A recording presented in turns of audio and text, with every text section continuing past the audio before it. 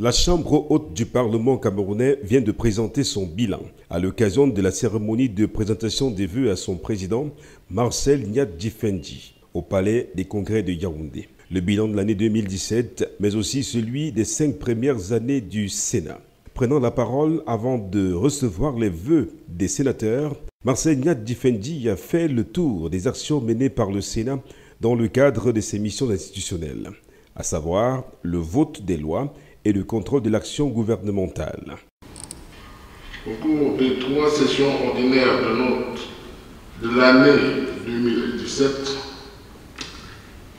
le Parlement a examiné et adopté de nombreuses lois sur lesquelles le Sénat a su, comme toujours, imprimer sa marque.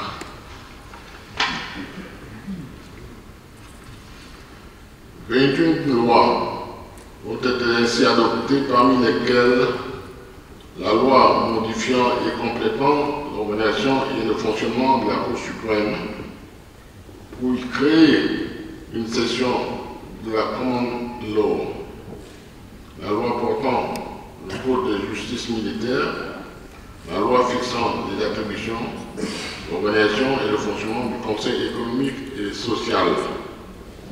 Le président du Sénat est allé plus loin en démontrant le rôle majeur que joue la Chambre haute depuis l'avènement du bicaméralisme dans l'animation de la marche de l'État du Cameroun.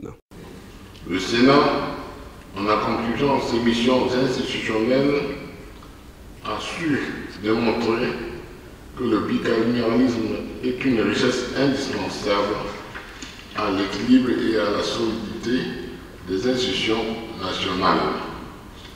En droite ligne avec les prescriptions du chef de l'État le 31 décembre dernier relatives à la décentralisation, il a été annoncé au cours de cette cérémonie la mise en place prochaine d'un groupe de travail qui approfondira la réflexion sur la mission de représentation des collectivités territoriales décentralisées dévolues au Sénat. Les sénateurs sont partis de cette présentation des vœux avec la promesse ferme que le Sénat occupera effectivement en 2018 les centaines de bureaux mis à sa disposition dans l'immeuble siège du Conseil économique et social. Un cadre beaucoup moins étroit, mieux approprié pour l'épanouissement des parlementaires en 2018, une année électorale.